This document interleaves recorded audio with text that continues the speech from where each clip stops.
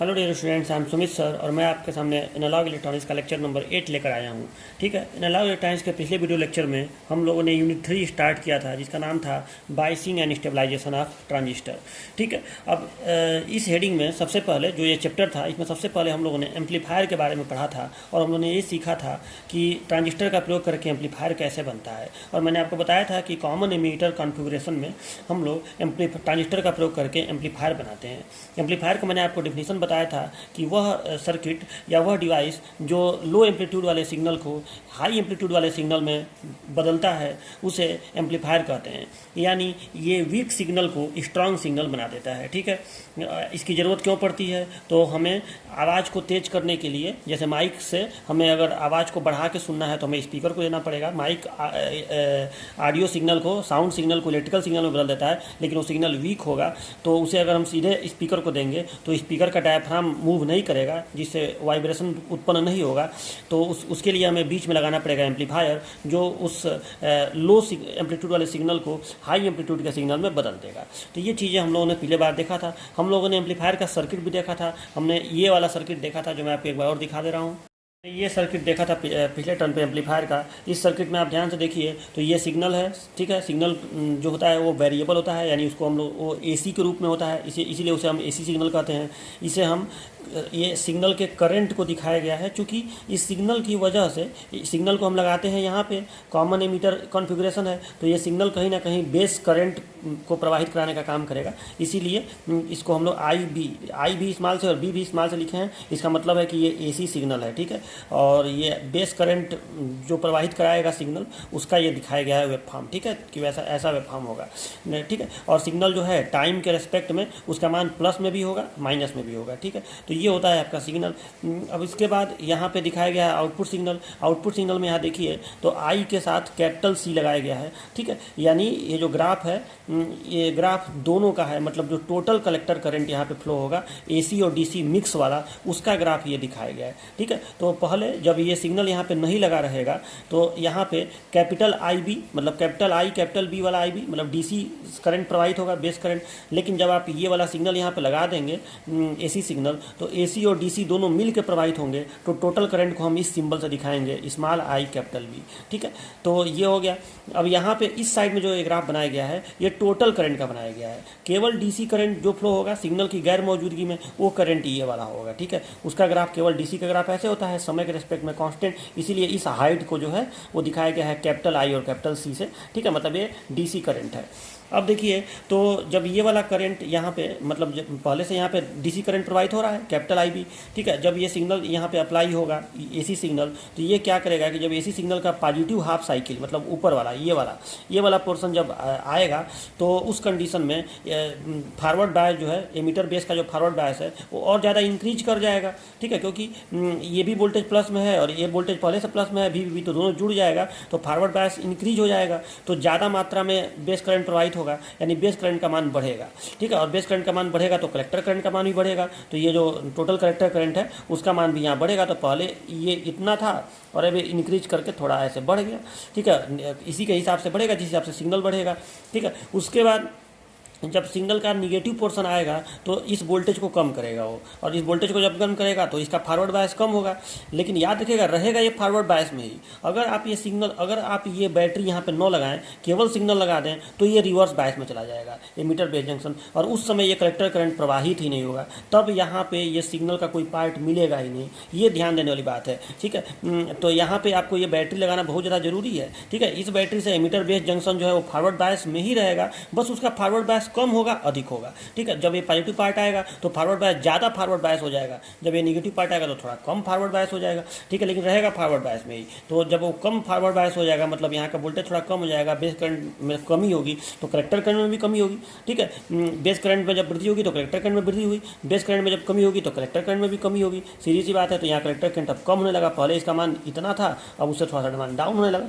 ठीक है, और तो इस तरह से जिस हिसाब से सिग्नल यहाँ पे अप डाउन करेगा उसी हिसाब से ये कलेक्टर करंट जो टोटल करंट है यहाँ पे ये भी अप डाउन यहाँ पे करेगा। ठीक है, चूँकि आप जानते हैं कि बेस करंट में थोड़ी सी वृद्धि होती है तो कलेक्टर करंट में ज़्यादा वृद्धि होगा, बेस करंट में थोड़ी सी कमी होती है तो कलेक्टर करंट में थोड़ा ज़्यादा कमी होगा। ठीक है, तो इसलिए यहाँ का जो ये सिग्नल होगा उसका आयाम, मतलब जो आयाम यहाँ पे है, जो अगर ये करंट माइक्रो एम्पियर में है तो ये मिली एम्पियर में होता है, आप अच्छी तरह जान रहे हैं, तो जाहिर सी बात है यहाँ का एम्पलीट्यूड ज़्यादा होगा करंट का। ठीक है, और ये हाई एम्पलीट्यूड का करंट जब इसमें फ्लो करेगा, ऐसे जब फ्लो करेगा तो इस रेजिस्टेंस में वोल्टेज ड्रॉप करेगा।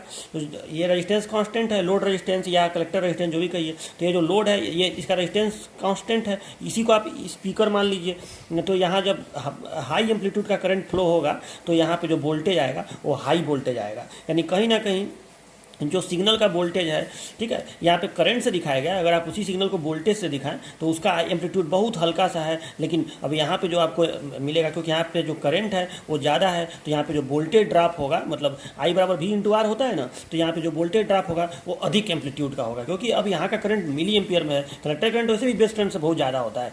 ठीक है, तो यहाँ पर जो वोल्टेज आएगा आपका वो ज़्यादा आएगा, तो कहीं ना कहीं लो एम्पलीट्यूड का जो सिग्नल है वो हाई एम्पलीट्यूड के सिग्नल में बदल गया, चाहे उसको आप वोल्टेज से प्रसिद्ध करें और चाहे उसको आप करंट से प्रसिद्ध करें।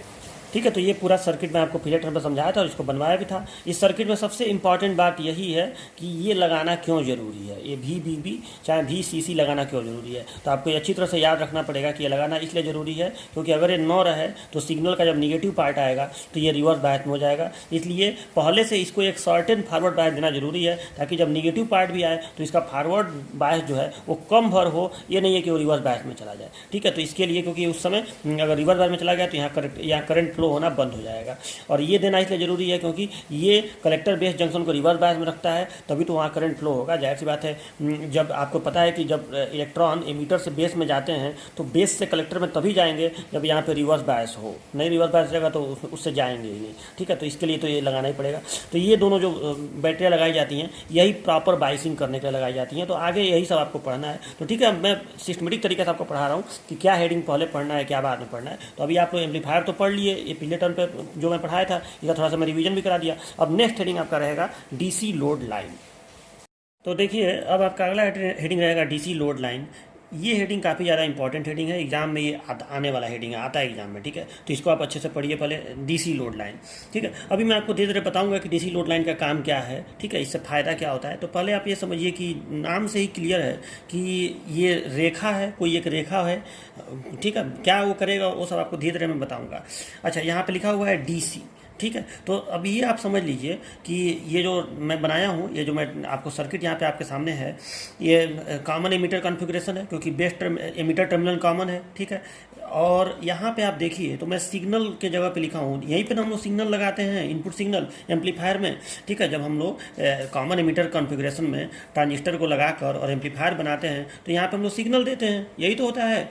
लेकिन अगर मैं यहाँ पे सिग्नल नो दूँ तो ये यहाँ पे मैं लिख दिया नो सिग्नल।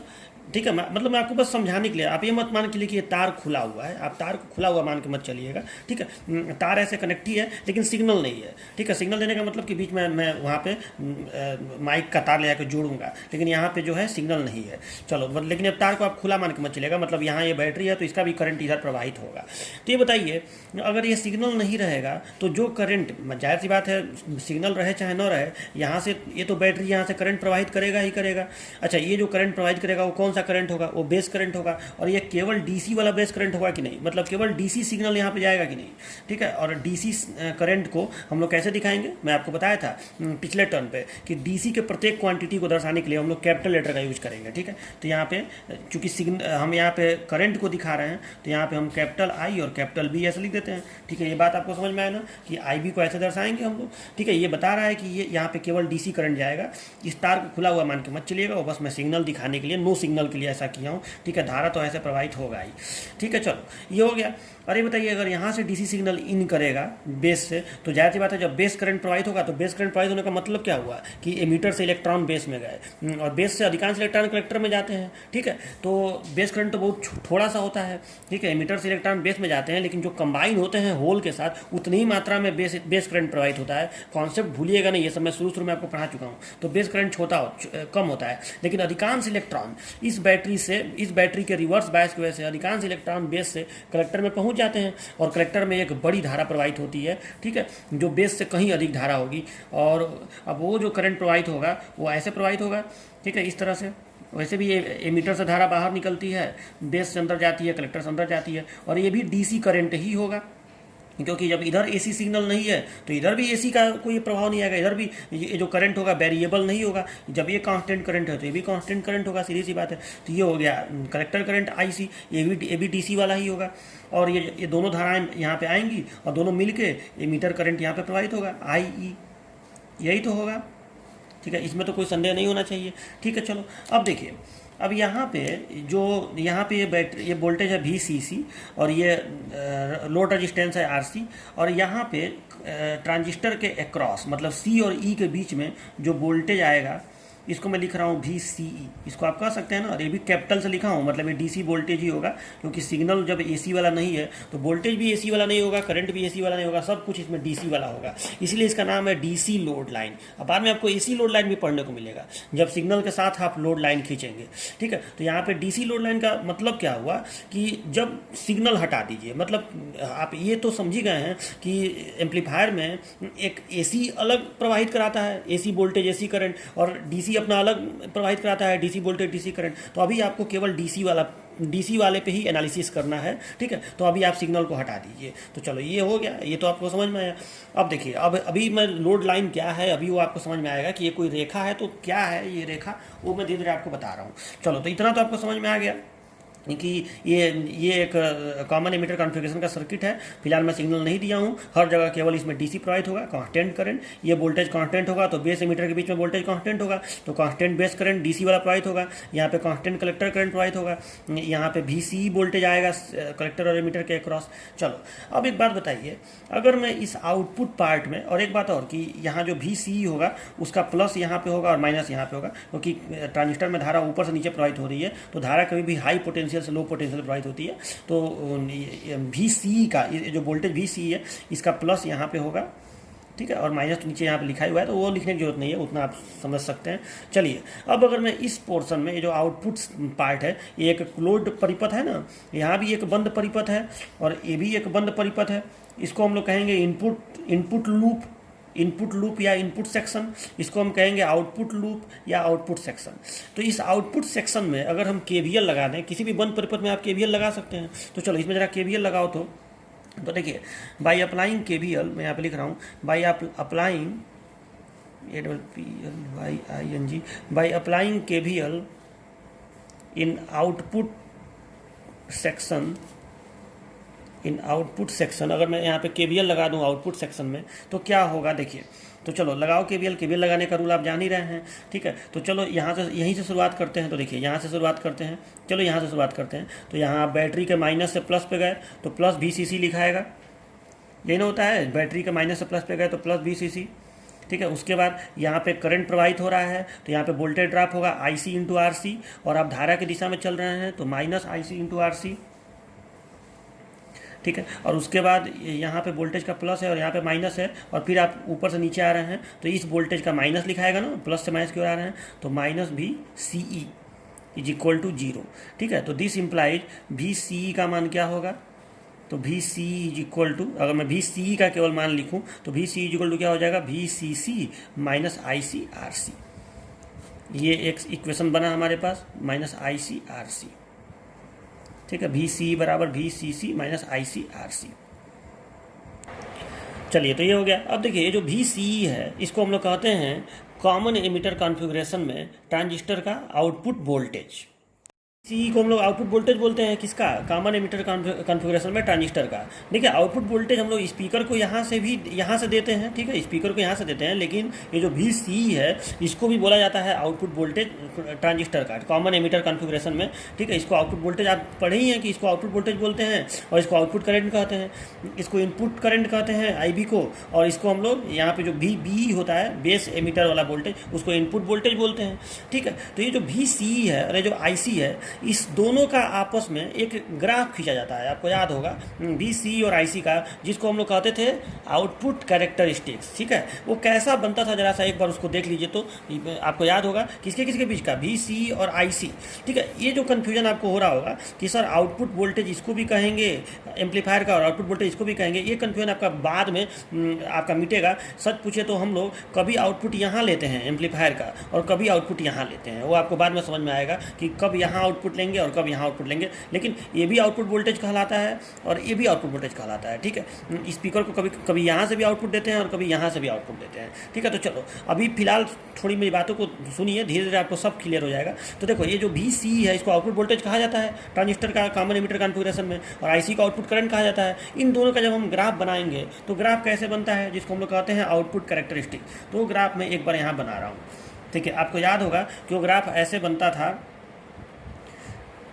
इस तरह से कि यहाँ हम लोग लिखते थे क्या, BC, यहाँ हम लोग लिखते थे BC आउटपुट वोल्टेज, और यहाँ लिखते थे हम लोग IC, ये मिली एम्पियर में होता था IC, और ये BC तो वोल्ट में ही होता था, ठीक है। और अलग अलग बेस करंट के लिए ये ग्राफ बनता था, ठीक है। जब बेस करंट का मान 0 मिली माइक्रो एम्पियर हो, 1 माइक्रो एम्पियर हो, 2 माइक्रो एम्पियर हो, 3 माइक्रो एम्पियर हो, ऐसे, या जनरली 0 के बाद 10 लिखते थे हम लोग कि 0 के बाद 10 माइक्रो एम्पियर, 20 माइक्रो एम्पियर, ऐसे करके हम लोग इसको बनाते थे। और कैसे बनता था ये ग्राफ, तो आपको याद होगा कि जब बेस करंट प्रवाहित ही नहीं होगा, बहुत हल्का सा बेस करंट प्रवाहित होगा, तो उस स्थिति में आपका कलेक्टर करंट भी नाम मात्र के बराबर होगा। जब बेस करंट यहाँ से प्रवाहित ही नहीं होगा तो कलेक्टर करंट भी नहीं प्रवाहित होगा, केवल लीकेज करंट बहता था, याद है ना, केवल लीकेज करंट बता था, जिसको हम लोग कहते थे ICEO, और एकदम नीचे वो ऐसे बनेगा, ठीक है। इस तरह से आपको याद होगा, ऐसे थोड़ा सा देखो हल्की सी ये लाइन तिरछी होती है बहुत जरा सा, लेकिन ठीक है उतना पता नहीं चलता है। तो ये हो गया आपका, ये कौन सा करंट है, ये है ICEO, और ये कब बता है, जब IB का मान 0 हो, ठीक है। और उसके बाद जब अलग अलग बेस करंट प्रवाहित किया जाता है, मान लो IB का मान रखा जाए 10 माइक्रो एम्पियर, तो IC का मान जो है, जैसे ही BC का मान हल्का सा हम लोग देते हैं, हल्का सा BC बढ़ाते हैं, तुरंत IC जो है वो अपना ऐसे बढ़ता है, और जितना भी IC प्रवाहित होना है उतना तुरंत प्रवाहित होकर बहुत हल्के से BC पे उतना IC पहुँच जाता है, और फिर ये लाइन ऐसे सीधा हो जाता है, हल्का सा से तिरछा रहता है, ठीक है। और इस तरह से BC का मान बढ़ता भी जाए तो भी IC का मान लगभग कांस्टेंट ही होता है, एक थोड़ी सी वृद्धि बस नाम मात्र की होती है, ठीक है। तो ये किसके लिए बनाएगा, ये मान लो कि ये 10 माइक्रो एम्पियर के लिए बन रहा है, जब IB का मान 10 माइक्रो एम्पियर है।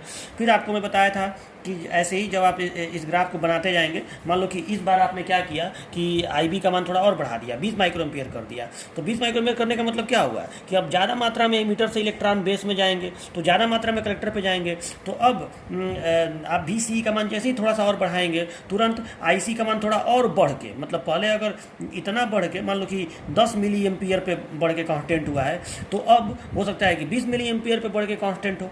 ये माइक्रो एम्पियर में रहेगा, बेस करंट तो कम होता है, तो ये थोड़ा सा और ज़्यादा बढ़ के कांस्टेंट हो जाएगा। लेकिन BC के बहुत थोड़े से वोल्टेज पर ही ये मैक्सिमम को प्राप्त करके और कांस्टेंट हो जाएगा। यही तो ग्राफ में ऐसे ही तो बनता है ग्राफ, ठीक है।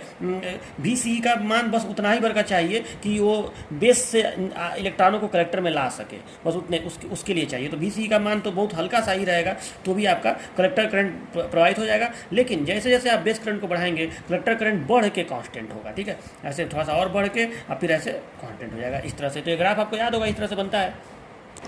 तो देखिए मैंने अच्छे से ग्राफ यहाँ पे बना दिया है, ठीक है। इधर हम लोग कहते हैं सैचुरेशन रीजन, यहाँ पे होता है कट ऑफ रीजन। अगर आपको इसका डिटेल देखना है तो आप जो भी पीछे का लेक्चर हो जिसमें मैंने कॉमन एमिटर का कैरेक्टरिस्टिक बताया था, उसको आप देख के इसको और डिटेल में समझ सकते हैं, वो मैं पढ़ा चुका हूँ। चलते तो हो गया कैरेक्टरिस्टिक। अब देखिए ये आउटपुट वोल्टेज और ये आउटपुट करंट। देखिए आप ग्राफ का नियम आप जानते हैं कि किसी भी ग्राफ को बनाया जाता है तो इसको हम लोग कहते हैं एक्स, इसको कहते हैं वाई।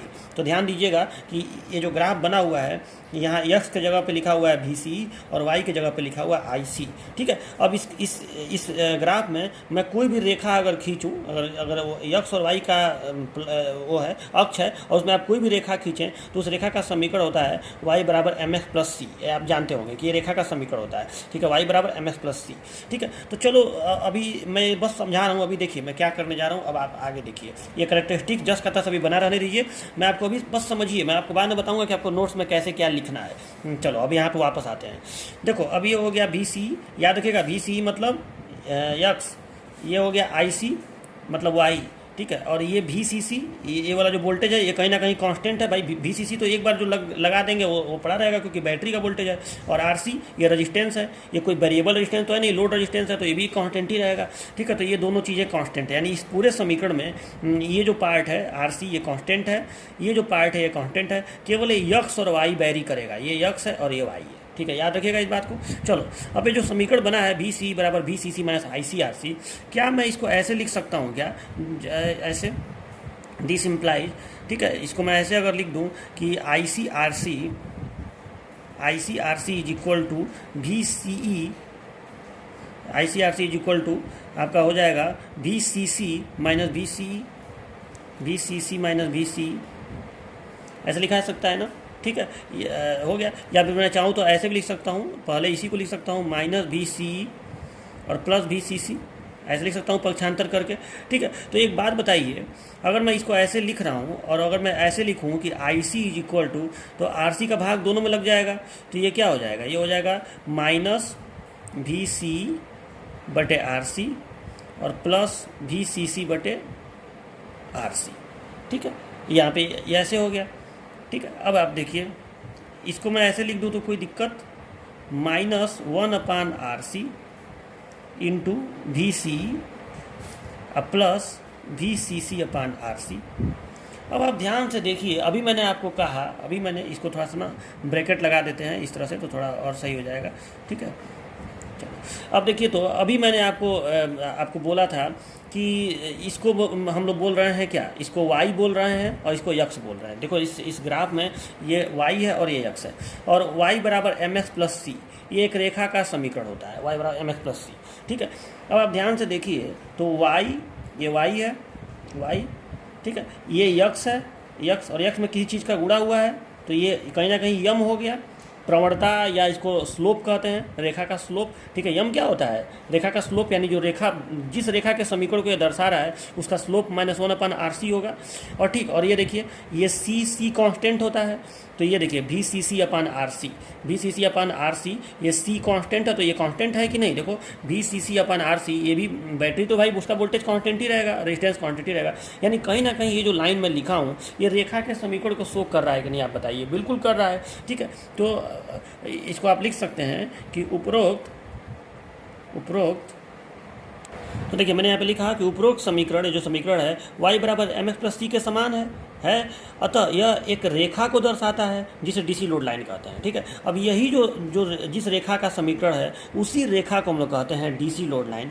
डीसी लोड लाइन कहने का रीजन ये है क्योंकि इसमें हर एक क्वांटिटी केवल डीसी सिग्नल के लिए है, ठीक है, चाहे वो आईसी हो चाहे VCE हो, ये दोनों जो वोल्टेज और करंट है ये केवल डीसी के लिए है, एसी वाला नहीं है। एसी वाला होता तो हम उसको ऐसे लिखते ना, स्मॉल VCE लिखते हैं, इसको स्मॉल ऐसे आईसी लिखते हैं, ठीक है, लेकिन ये केवल और केवल डीसी सिग्नल के लिए है। वैसे भी यहाँ पे सर्किट में सिग्नल नहीं लगाया गया है, तो इसी को हम कहेंगे डीसी लोड लाइन। तो चलो अब इस रेखा को हम लोग दिखाएं कि आखिर ये, अगर ये x है और ये y है, तो इसी ग्राफ पर वो रेखा कहीं ना कहीं बनेगा, y बराबर mx प्लस c, ठीक है। तो वो रेखा कैसा दिखेगा, रेखा तो ऐसे भी हो सकता है, ऐसे भी हो सकता है, ऐसे हो सकता है, ऐसे हो सकता है, तमाम तरह से रेखा किया जाता है। तो आखिर वो रेखा कैसे बनेगा जिसको हम लोग डीसी लोड लाइन कह रहे हैं, और उस रेखा से फ़ायदा क्या होगा, ठीक है, अगर खिंचाई जाए तो उससे हमें क्या बेनिफिट मिलेगा, ये सब बातें अभी बाकी हैं जो मैं आपको बता रहा हूँ। लेकिन पहले ये समझिए कि डीसी लोड लाइन का समीकरण क्या है। तो ये जो समीकरण है, ये जो एक रेखा के समीकरण को दर्शा रहा है, कैसे निकला है, तो बस आप KVL लगाइए। KVL लगाए तो ये पता चला कि आउटपुट वोल्टेज बराबर, मैंने जो यहाँ का आउटपुट वोल्टेज है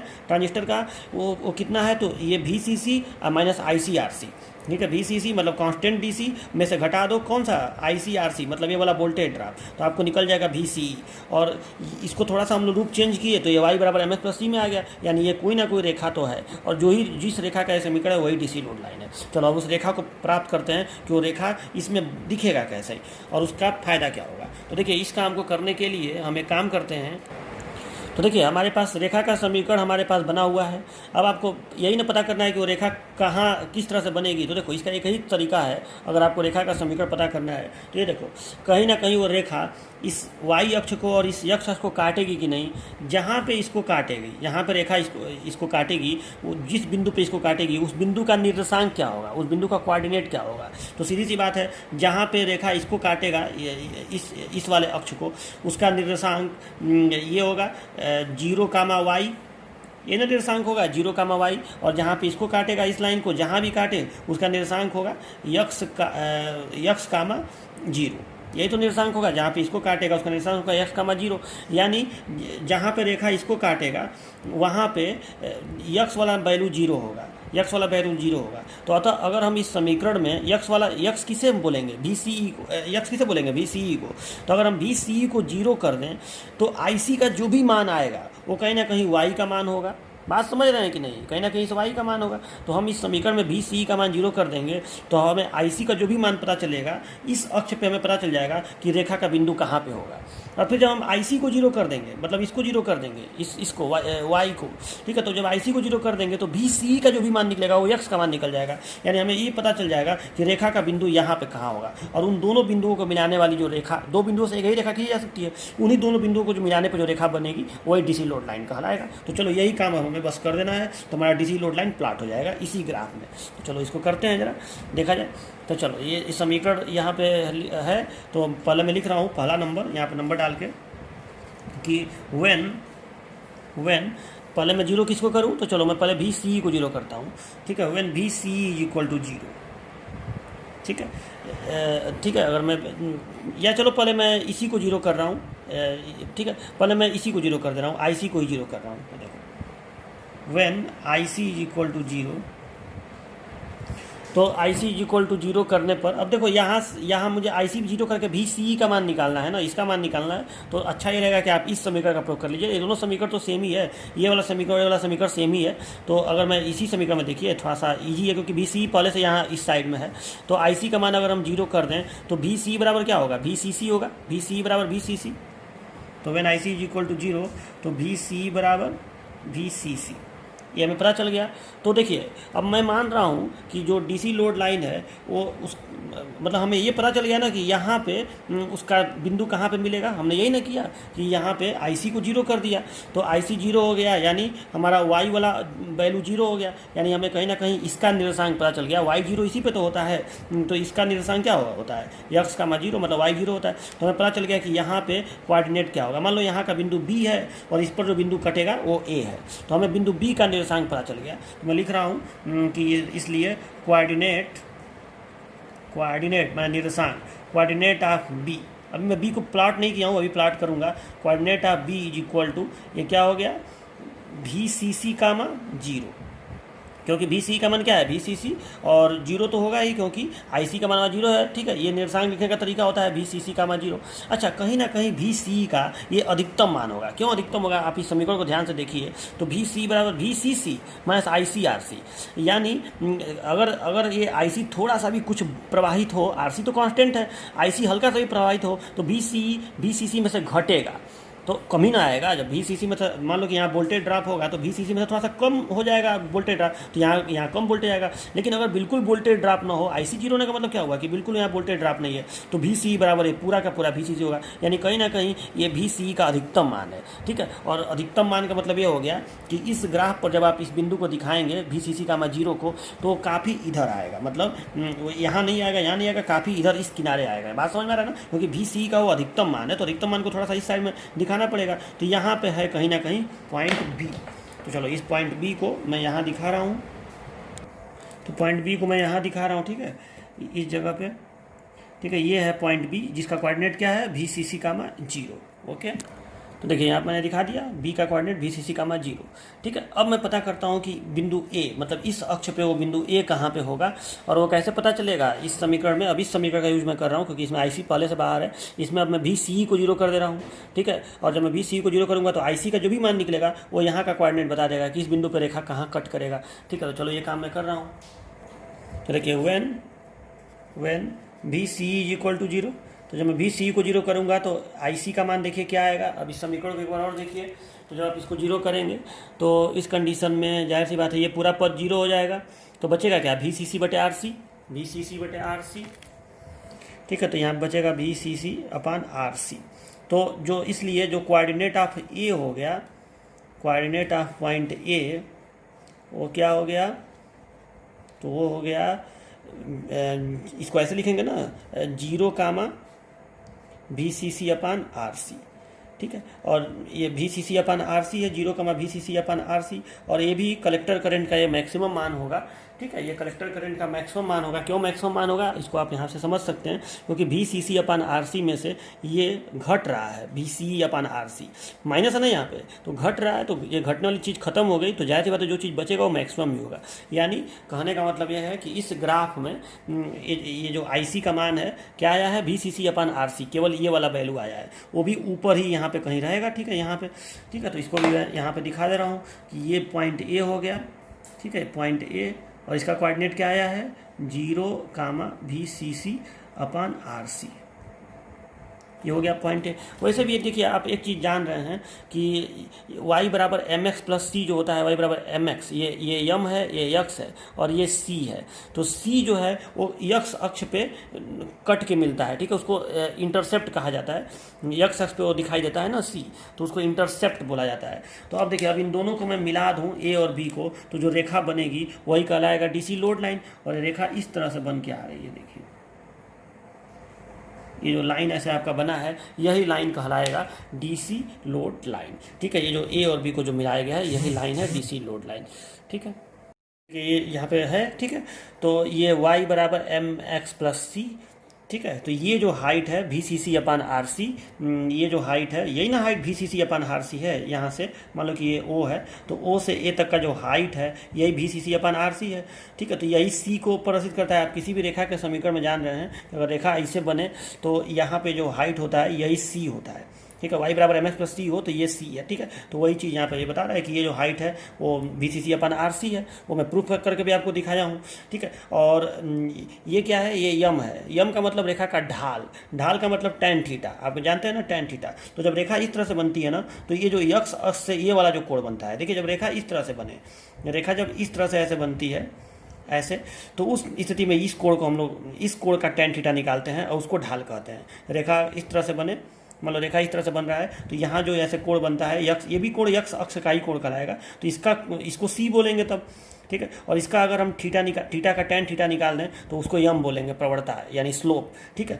तो यहाँ पे जब रेखा इस तरह से बनती है ना, तो हम लोग इस कोण का स्लोप निकालते हैं, इस कोण का, ठीक है। और ये एक ऑब्ट्यूज एंगल यानी अधिक कोण है, 90 अंश से ज़्यादा होगा, इसीलिए यहाँ पे माइनस आ रहा है। यहाँ का आप tan थीटा निकालेंगे तो माइनस में आएगा।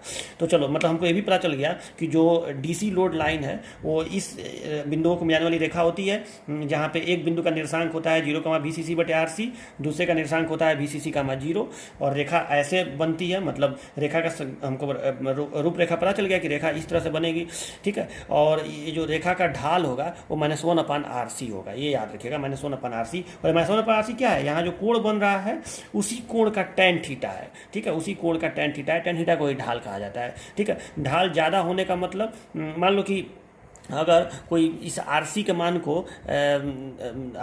क्या कर दे, अगर बढ़ा दे, तो ये -1/RC जो है ये मतलब ज़्यादा हो जाए, कम हो जाएगा ना, -1/RC। तो मतलब आपको ये दिख रहा है कि RC के मान को कम अधिक कर हम लोग ढाल को कम अधिक कर सकते हैं। बात समझ रहे हैं ना। मतलब अगर हम इस RC के मान को चेंज करें, यानी लोड का अलग अलग मान हम यहाँ पे लें, मान लो कि कभी हम स्पीकर जो है छोटा लगा दें, कभी बड़ा लगा दें, मतलब लोड रजिस्टेंस के मान को अगर हम वेरी करें, तो कहीं ना कहीं इस DC लोड लाइन का जो ग्राफ है वो भी आपका बदलेगा कभी। और क्या क्या प्रभाव पड़ेगा इस पर, तो इसके ढाल पे प्रभाव पड़ेगा। VCC तो यही रहेगा, जाहिर सी बात है, VCC को आप चेंज नहीं कर रहे हैं, VCC तो एक बार जो लगा दिए, लेकिन आप RC के मान को अगर चेंज करें तो इसका मतलब क्या हुआ कि आपका ग्राफ तो ये यहीं पर रहेगा, क्योंकि इसका मान है VCC, 0, तो ये तो नहीं हटेगा यहाँ से। लेकिन ये जो रेखा का स्लोप है वो बदलेगा, रेखा का स्लोप बदलेगा, तो हो सकता है कि रेखा ऐसे बनने लगे, ठीक है। हो सकता है कि रेखा ऐसे, ढाल अगर कम हो जाएगा तो रेखा ऐसे हो जाएगी, ढाल अगर और अधिक हो जाएगा तो रेखा ऐसे बनेगी। समझ रहे हैं ना बात को। मतलब रेखा यहाँ से ऐसे इस तरह से जाएगी, ढाल ज़्यादा होना मतलब अगर रेखा इस तरह से तो इस तरह से हो गया, मतलब ढाल ज़्यादा हो गया, ठीक है। और ढाल कम होने का मतलब रेखा इस तरह से तो इस तरह से हो गया। वैसे भी कोई भी चीज़ ऐसे सीधा रखा हो मतलब उसमें स्लोप नहीं है, ऐसे रखा हो तो हल्का सा स्लोप है, ऐसे रखा हो तो और ज़्यादा स्लोप है, ऐसे रखा हो तो और ज़्यादा स्लोप है।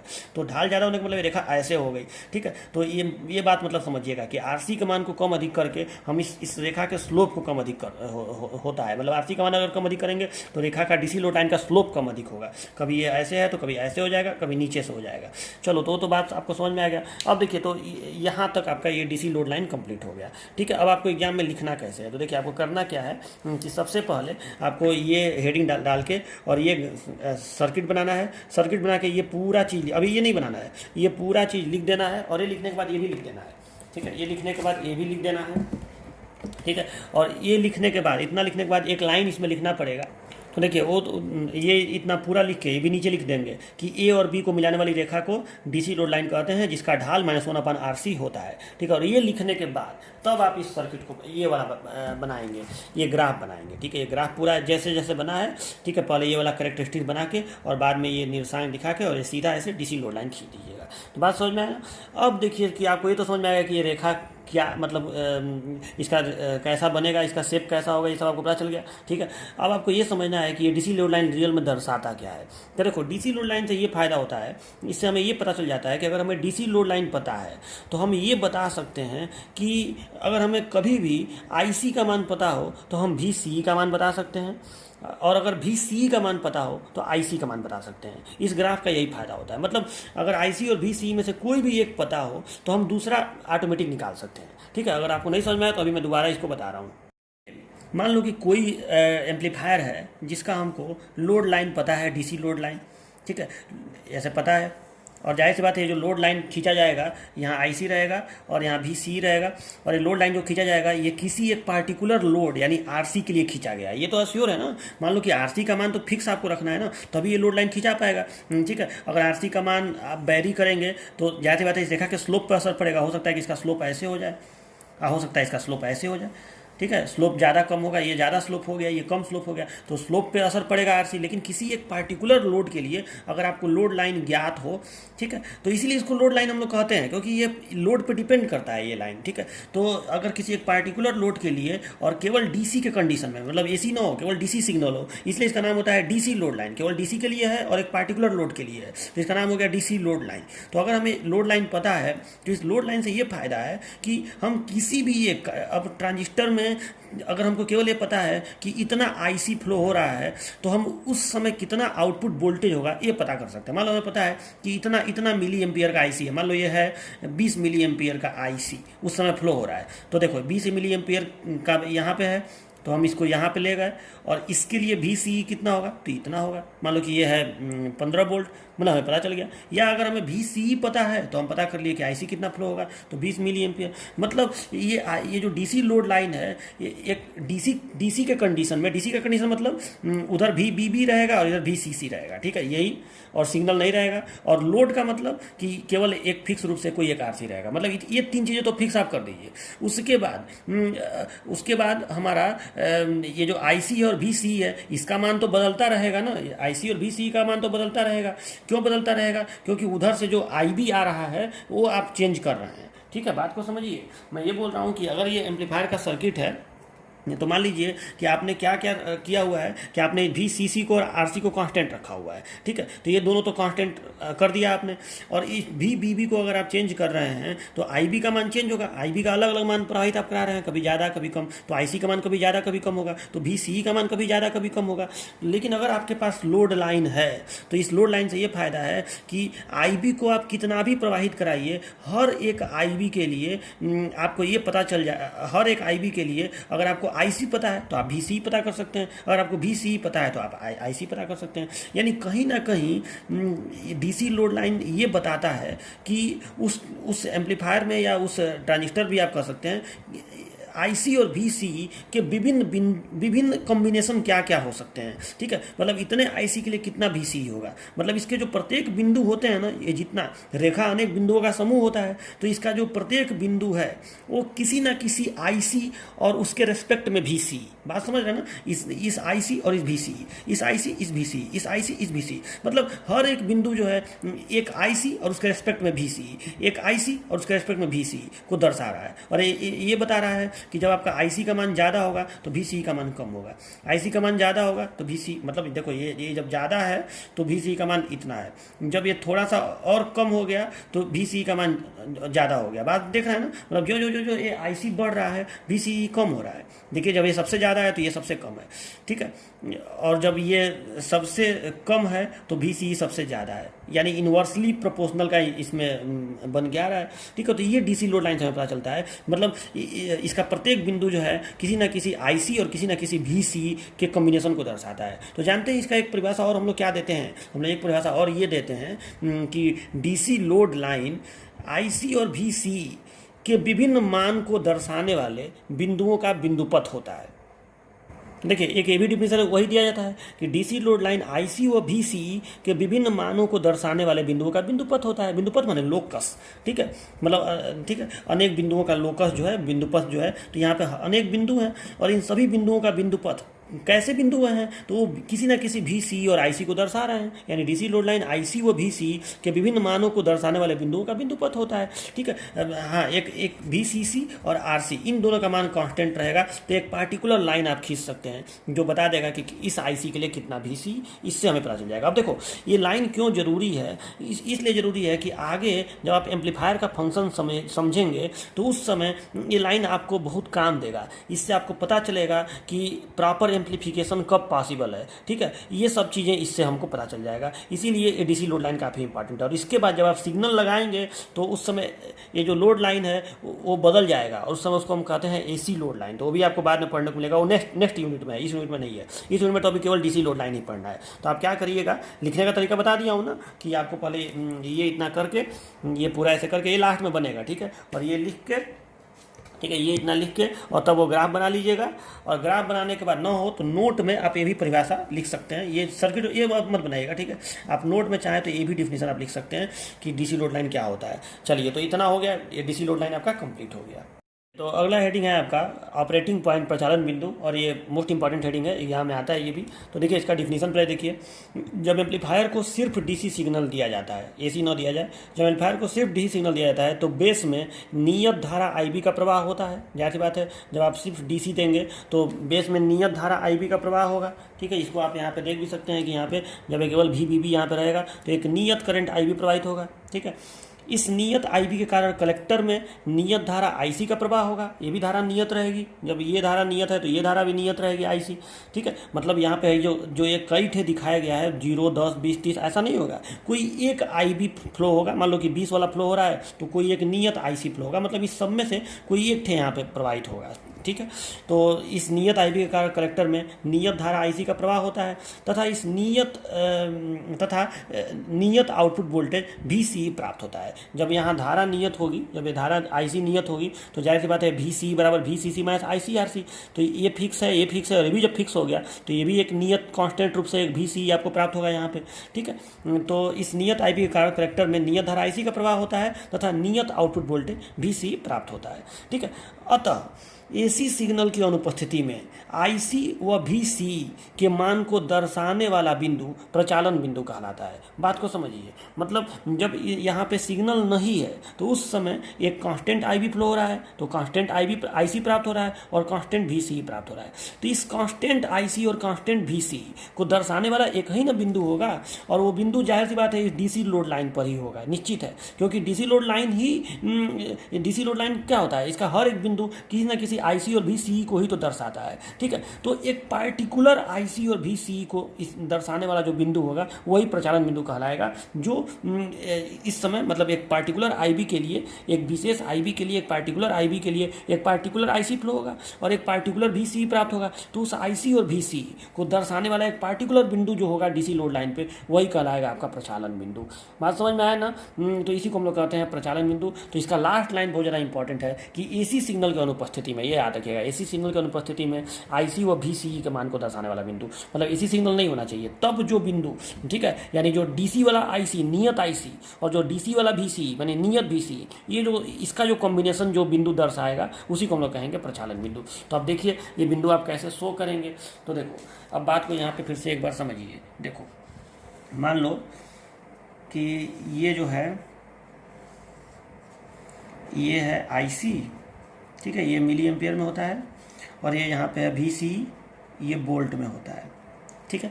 और यहाँ पे आपको मालूम है कि मान लो कि हमको DC लोड लाइन पता है कि DC लोड लाइन कैसे बनेगा, ठीक है ना, हमें DC लोड लाइन पता है, तो ये DC लोड लाइन हम बना दिए। मान लो कि किसी ट्रांजिस्टर का या किसी मतलब एम्पलीफायर का हमें DC लोड लाइन का ग्राफ ऐसे पता है कि ये हो गया, ठीक है। इसका कोऑर्डिनेट भी अब तो हमको पता है कि क्या होता है, तो यहाँ होता है VCC कामा 0, इसको मैं पॉइंट B लिखा था इसको, और ये पॉइंट A है, ठीक है। इसका कोऑर्डिनेट क्या होता है, तो इसका कोऑर्डिनेट होता है 0 कामा VCC बटे RC। थोड़ा यहाँ पे जगह की कमी है, ठीक है, तो यहाँ पे मैं बस ऐसे ही लिख दे रहा हूँ 0 कामा VCC बटे RC। चलिए, तो ये हो गया। अब देखिए, तो ये हो गया DC लोड लाइन। अब इसी पर कोई एक बिंदु होगा जो कहलाएगा प्रचालन बिंदु। अब कौन सा बिंदु प्रचालन बिंदु कहलाएगा, तो मान लो कि एक पार्टिकुलर IB फ्लो हो रहा है, ठीक है, तो एक पार्टिकुलर IB फ्लो हो रहा है, तो एक पार्टिकुलर IC फ्लो होगा, ठीक है। तो मान लीजिए कि सपोज दैट 20 माइक्रो एम्पियर का IB फ्लो हो रहा है, तो IC का ग्राफ कैसे बनेगा, ऐसे बनता है ना, आउटपुट कैरेक्टरिस्टिक्स इस तरह से कि ऐसे जाएगा बढ़ते हुए बढ़ते हुए बढ़ते हुए, और एक पार्टिकुलर जगह पे जाके एक VCE के पार्टिकुलर मान के लिए एक IC कांस्टेंट हो जाता है, और फिर ये ग्राफ ऐसे मुड़ जाएगा, ऐसे जाके मान लो ऐसे मुड़ गया, फिर ऐसे सीधा जाएगा, ठीक है। ऐसे ही तो होता है, थोड़ा सा हल्का सा तिरछा जाता है, रियलिटी में हल्का सा ही ऐसे तिरछा जाता है इस तरह से, ठीक है। इस तरह से ये ग्राफ बनता है। तो अब देखिए, इस तरह से ग्राफ बनता है। ये मान लो कि एक पार्टिकुलर IB के लिए ग्राफ बना है, सपोज दैट एक पार्टिकुलर IB के लिए ये ग्राफ बनाया गया है। तो ये ग्राफ इसको जहाँ पे कट करेगा वो बिंदु क्या शो करेगा, वही बिंदु शो करेगा प्रचालन बिंदु। क्यों वही प्रचालन बिंदु शो करेगा, क्योंकि यहाँ पे ये ग्राफ क्या शो कर रहा है कि एक इसका जो हर एक बिंदु होता है DC लोड लाइन का, वो क्या दर्शाता है, वो दर्शाता है कि एक पार्टिकुलर IC और एक पार्टिकुलर VCE का कॉम्बिनेशन दर्शाता है, ठीक है। तो जाहिर सी बात है, अभी इस बिंदु पर ये जो बिंदु शो कर रहा है, ये क्या शो कर रहा है कि ट्रांजिस्टर में इतना IC है, ये जो बिंदु है इतना IC है, ठीक है। ये शो कर रहा है कि इतना IC है और इतना VCE है, ठीक है। इतना IC है और इतना VCE है, यही तो शो कर रहा है। अच्छा, इस वैल्यू को प्रचालन बिंदु के लिए जो IC का मान होता है उसको हम लोग लिखते हैं ICQ, ये ज़रा याद कर लीजिएगा ICQ। और जो VCE का मान होता है उसको हम लोग लिखते हैं VCEQ, ठीक है। और इस प्रचालन बिंदु को हम लोग Q से दर्शाते हैं, ऑपरेटिंग पॉइंट को हम लोग Q से दर्शाते हैं, ठीक है। Q का मतलब होता है ऑपरेटिंग पॉइंट, इसको ऑपरेटिंग पॉइंट भी बोलते हैं, और इसको हम लोग क्यूसेंट पॉइंट भी बोलते हैं, ठीक है। इसीलिए इसको Q से दर्शाते हैं, quotient, QISCENT, quotient point. Quotient का हिंदी होता है शांत, ठीक है। तो कहीं ना कहीं ये जो Q है इसका पोजीशन फिक्स होगा, ये शांत होगा। शांत इसलिए होगा क्योंकि सिग्नल DC वाला है। तो जब DC सिग्नल आप दे दिए, देखो किसी भी एम्पलीफायर में जब आप DC दे देंगे तो अब ये नहीं है ना कि आप बार बार इसको चेंज करेंगे। तो एक पार्टिकुलर IB फ्लो होता रहेगा, एक पार्टिकुलर IC फ्लो होता रहेगा, और एक पार्टिकुलर VC आपको मतलब फिक्स रूप से IB IC और VC का मान फिक्स रहेगा, क्योंकि आप इसको चेंज नहीं कर रहे हैं, ठीक है। तो यानी ये जो Q का पोजीशन है वो फिक्स रहेगा। ये Q जरूर नहीं है कि यहाँ पे हो, ये यहाँ भी हो सकता है, यहाँ भी हो सकता है, यहाँ भी हो सकता है, यहाँ भी हो सकता है, Q कहीं भी हो सकता है। लेकिन Q ये शो कर रहा है कि ट्रांजिस्टर में एक पार्टिकुलर IC कितना होगा और एक पार्टिकुलर VCE कितना होगा। Q के लिए जो ट्रांजिस्टर में IC फ्लो होगा उसको हम लोग इस सिंबल से प्रसिद्ध करते हैं, ICQ से, और जो VCE होता है उसको हम लोग VCEQ से प्रसिद्ध करते हैं। मतलब एक पार्टिकुलर दे दिया गया है ताकि आगे हम डेरिवेशन वगैरह करें तो ये हमारा हेल्प करेगा। तो इसको हम लोग ICQ से और इसको VCEQ से प्रसिद्ध करते हैं। Q को हम लोग बोलते हैं ऑपरेटिंग पॉइंट या क्यूसेंट पॉइंट। क्यूसेंट पॉइंट की वजह से इसको Q लिखते हैं हम लोग, यानी कहीं ना कहीं Q का कोऑर्डिनेट क्या हो गया, कोऑर्डिनेट ऑफ Q हो गया, ठीक है। कोऑर्डिनेट ऑफ Q जो ऑपरेटिंग पॉइंट है वो क्या हो गया, ये x है और ये y है, तो इसका कोऑर्डिनेट हो गया VCQ और कामा ICQ। ये बात समझ में आई कि नहीं, XY, ठीक है, इसका कोऑर्डिनेट हो गया, ठीक है, VCQ और ICQ, ठीक है। मतलब VCQ क्या है, आउटपुट वोल्टेज यानी collector emitter voltage at quotient point, और ICQ क्या है, collector current eight quotient point. तो ये होता है आपका क्यूसेंट पॉइंट। यानी अब इस समय मतलब जब आप एक पार्टिकुलर यहाँ पे IB प्रवाहित करा रहे हैं, VBB का मान निश्चित रखे हुए हैं, फिक्स रखे हुए हैं, तो जो धारा यहाँ पे प्रवाहित होगी उसी को हम कह रहे हैं ICQ, और जो वोल्टेज यहाँ पे आएगा उसी को हम कह रहे हैं VCEQ। क्यू, और उसी को जिस कोऑर्डिनेट से, जिस बिंदु से हम दर्शाएंगे उसी को हम कह रहे हैं कौन सा बिंदु, ऑपरेटिंग पॉइंट। वो बिंदु फिक्स है कि डीसी लोड लाइन पर ही होगा, क्योंकि डीसी लोड लाइन वीसी और आईसी के हर एक कॉम्बिनेशन को दर्शाता है, तो कहीं ना कहीं ये भी इसी पर आएगा। और अगर वो पता करना है कि कहाँ पे होगा, तो जो आउटपुट करेक्टरिस्टिक्स वाला लाइन है एक पार्टिकुलर आईबी के लिए, जो आउटपुट करेक्टरिस्टिक्स आप खींचे हैं, कई ठे खींचे हैं, उसमें से जो भी आईबी फ्लो हो रहा है उस आईबी के लिए कोई ना कोई एक लाइन होगा जो जाके इसको कट करेगा। जो लाइन कट करेगा डीसी लोड लाइन को, वही वाला क्यूसेंट पॉइंट कहलाएगा। मतलब इस ग्राफ में आप देखिए, तो अगर ये वाला आईबी फ्लो हो रहा हो तो ये क्यूसेंट पॉइंट होगा, अगर ये वाला आईबी फ्लो हो रहा हो तो ये क्यूसेंट पॉइंट होगा या ऑपरेटिंग पॉइंट होगा, अगर ये वाला आईबी फ्लो हो रहा हो तो ये होगा। यानी ऑपरेटिंग पॉइंट ऊपर नीचे यहाँ से लेकर यहाँ तक, ए से बी लेकर कहीं भी हो सकता है। अब बाद में आपको मैं बताऊंगा कि ये ऑपरेटिंग पॉइंट कहाँ पे होना अच्छा है, और ये ऑपरेटिंग पॉइंट का पोजीशन कौन फिक्स, कौन डिस्टर्ब कर रहा है, आईबी।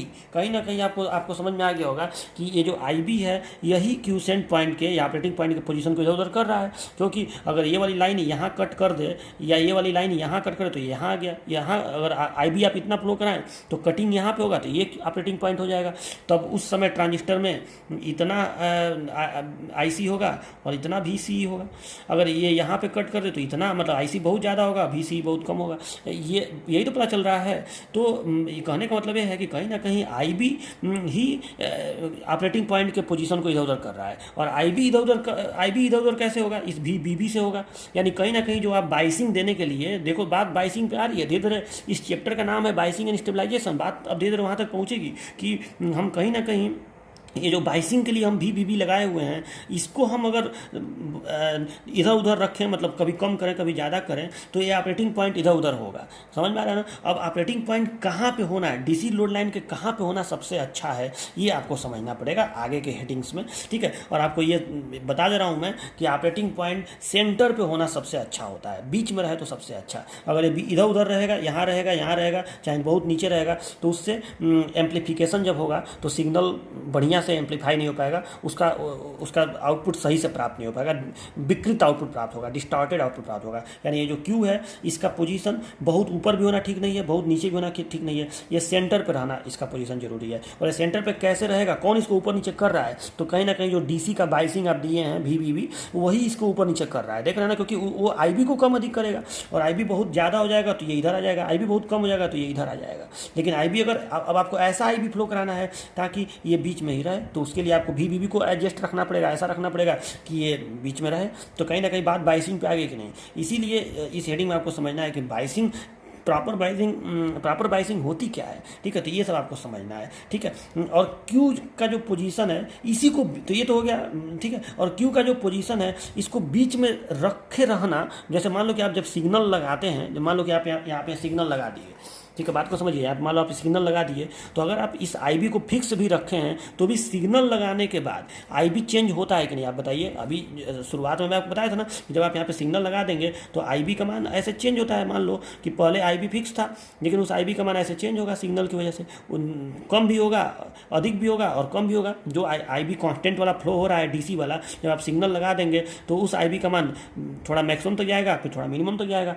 तो अब इसका होने की वजह से यहाँ पे मतलब आईबी का मान फिर चेंज हो रहा है, तो कहीं ना कहीं सिग्नल लगाने पर फिक्स रूप से एक आईबी तो फ्लो हो नहीं रहा है। मान लो कि आपने इतना आईबी फ्लो कराया है, लेकिन जब सिग्नल आ जाएगा तो कभी ए वाला आईबी भी फ्लो होगा, कभी ए वाला आईबी फ्लो होगा। यानी क्यू का पोजीशन कभी यहाँ भी चला जाएगा, कभी यहाँ भी चला जाएगा। होगा कि नहीं ऐसा, अब सोचिए। तो यानी सिग्नल लगाने पर तो गारंटी है कि क्यू का पोजीशन इधर उधर जाएगा, ठीक है। तो अब क्यू का पोजीशन इधर जाएगा, तो अगर आप बहुत इधर अगर क्यू का पोजीशन शुरुआत में ही बिना सिग्नल लगाए ही क्यू का पोजीशन इधर है चाहे इधर है, तो सिग्नल जब लगाएंगे तो क्यू का पोजीशन ऐसे जगह पर चला जाएगा कि सिग्नल आपको आउटपुट प्राप्त ही नहीं होगा।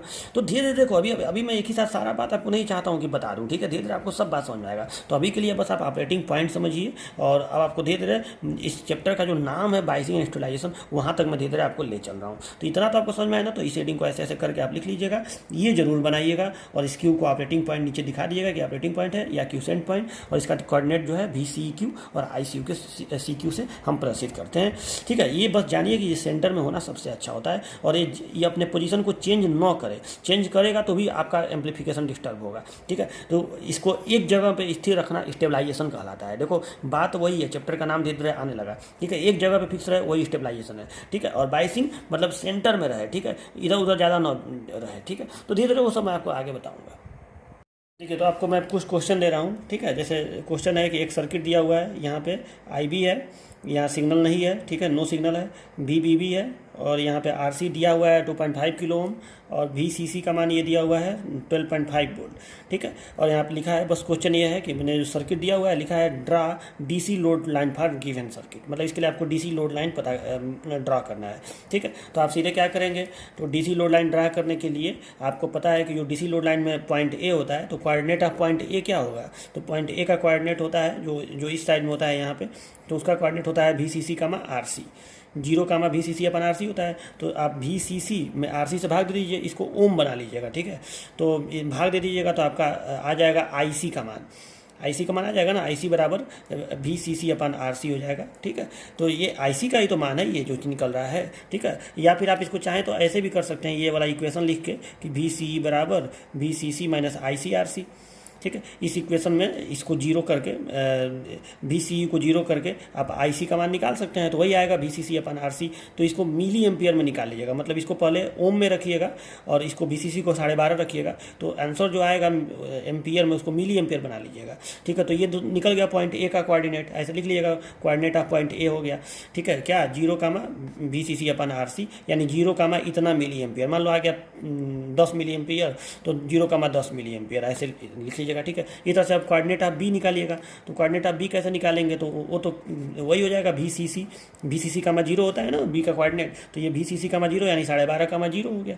अब ऐसे DC लोड लाइन बना के दिखा दीजिएगा, ऐसे ऐसे यहाँ खींच के, यहाँ IC मिली एम्पियर में, यहाँ VCE वोल्ट में, और यहाँ ऐसे बस एक लाइन खींचिएगा और यहाँ निर्देशांक बस लिख दीजिएगा 0, इतना मिली एम्पियर इसका, और इसका 12.5 VCC 12.5, 0, बस ऐसे लिख दीजिएगा ये DC लोड लाइन है, हो गया। ऐसे कर दीजिएगा। तो पहला क्वेश्चन तो ऐसे सॉल्व हो जाएगा। दूसरा क्वेश्चन देखिए, दूसरा क्वेश्चन में फिगर नहीं दिया है, बस क्वेश्चन लिखा है कि if VCC is equal to 12 volt, RC is equal to 6 kilo ohm, draw DC load line, मतलब इन दोनों को देख के आपको DC लोड लाइन बनाना है। तो सीधी सी बात है, केवल VCC और RC से DC लोड लाइन तो बन ही जाएगा, क्योंकि इससे IC का मान निकल जाएगा।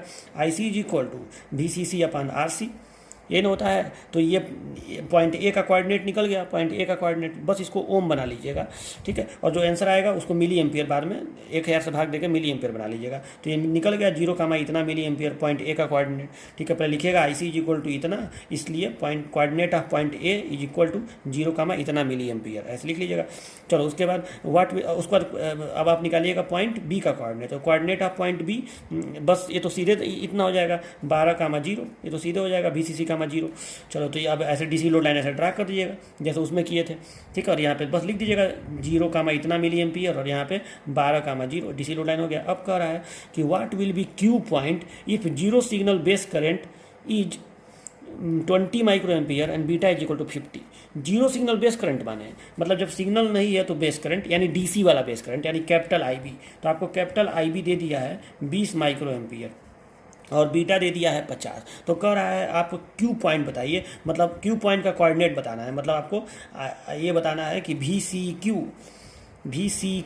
और ICQ, यही ना होता है Q पॉइंट का कोऑर्डिनेट, मतलब इन दोनों का मान आपको बताना है, XY का, VCQ और ICQ, मतलब इन दोनों का वैल्यू बताना है कि VCQ कितना होगा और ICQ कितना होगा। जब बेस करंट इतना हो तो कितना कलेक्टर करंट बहेगा वही ICQ हो जाएगा, और कितना आउटपुट वोल्टेज आएगा वही VCEQ हो जाता है। ठीक है, तो यही आपको बताना है। तो पहले आप क्या करिए कि इस बेस करंट के लिए आप कलेक्टर करंट निकालिए। कैसे, तो IC बराबर होता है बीटा IB। IC जो है IB का बीटा गुना होता है, आपको बताया हूँ ना, IC बटे आउटपुट बटे इनपुट बराबर करंट गेन होता है, कॉमन एमीटर में बीटा, तो IC बराबर बीटा IB। तो बीटा का इसमें 50 का इसमें गुणा कर दीजिए। ठीक है, तो जो भी आए उसको मिली एम्पियर बना लीजिएगा, तो जो भी आए वो IC हो गया। ठीक है, तो IC निकल गया, और उसी IC को आप लिख दीजिएगा, पहले लिखिएगा ऐसे, IC बराबर बीटा IB, ठीक है, IC बराबर बीटा IB, और जो आएगा उसको लिख लीजिएगा, इसलिए ICQ बराबर इतना मिली एम्पियर। यही जो IC निकलेगा वो ICQ हो जाएगा, वही क्यू पॉइंट का क्यू पॉइंट के लिए धारा हो जाएगी। ठीक है, और चलो, और उसके बाद VCEQ कैसे निकालेंगे, तो VCEQ आप ऐसे निकाल लीजिएगा कि जो ये जो समीकरण है, ये समीकरण है ना, VCE बराबर VCC minus ICRC, VCC minus ICRC है ये। ठीक है, तो अब आप IC का मान तो पता, IC का मान वही है जो ICQ निकला है, उसको यहाँ रख दीजिएगा, लेकिन एम्पियर में रखिएगा, यहाँ मिली एम्पियर मत रखिएगा, तो यहाँ एम्पियर में रखिएगा उसको।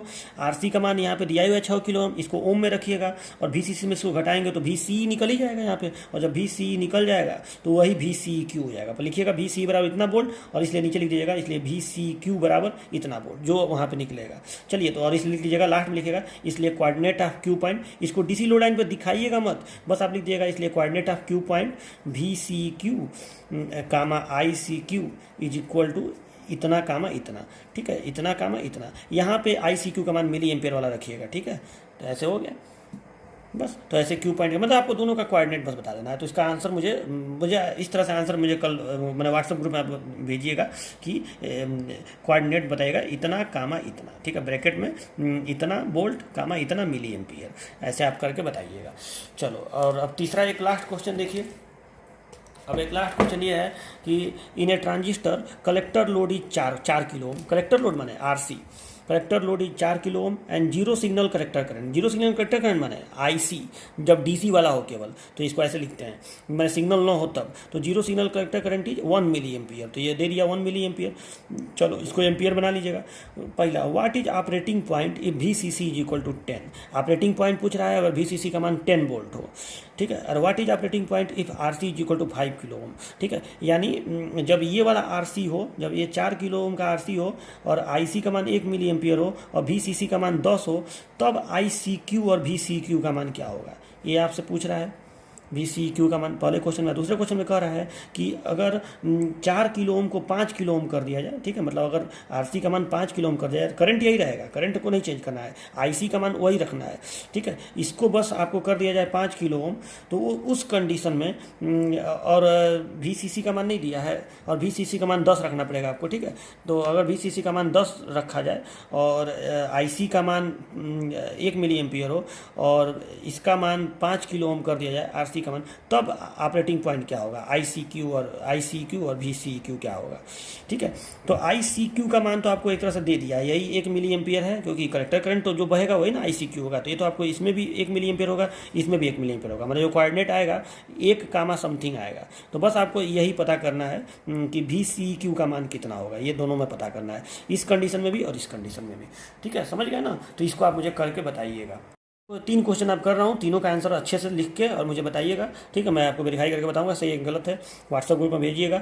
और अब ये इसी के साथ आपका ये टॉपिक कंप्लीट हो गया, और अब हम लोग इस चैप्टर में अब धीरे धीरे मेन चीज़ों की तरफ बढ़ रहे हैं। वैसे ये जो आज का दोनों टॉपिक था एग्जाम में आता है। ठीक है, अब इसमें हमको पढ़ना ये है कि जो अब नेक्स्ट टर्न पर मैं आपको पढ़ाऊँगा व्हाट इज बाइसिंग, मतलब प्रॉपर बाइसिंग होती क्या है, बाइसिंग इतना महत्वपूर्ण क्यों है, बाइसिंग खराब अगर हम तरीके से दें तो वही क्यू पॉइंट इधर उधर होगा, तो वो इधर उधर होगा तो कैसे एम्पलीफिकेशन को डिस्टर्ब कर देगा। ठीक है, तो ये सब हम लोग नेक्स्ट टर्न पे पढ़ेंगे। ठीक है, और फिर बाइसिंग को अच्छा बाइसिंग देने की विधियां क्या क्या होती हैं। ठीक है, तो उसकी 3-4 विधियां हैं जो आपको पढ़ना है, वो बहुत ज़्यादा इंपॉर्टेंट है। ठीक है, तो वो चारों विधियां, और फिर एक हेडिंग है स्टेबलाइजेशन, मतलब क्यू पॉइंट अपने जगह पे स्थिर रहे, स्टेबलाइजेशन मतलब स्थिर, तो वो स्थिर कैसे रहेगा ये हमको पढ़ना है। तो अब हम इस टॉपिक की तरफ नेक्स्ट टर्न पे आपको मैं पढ़ाऊंगा। चलिए मिलते हैं नेक्स्ट लेक्चर में, तब तक के लिए बाय बाय।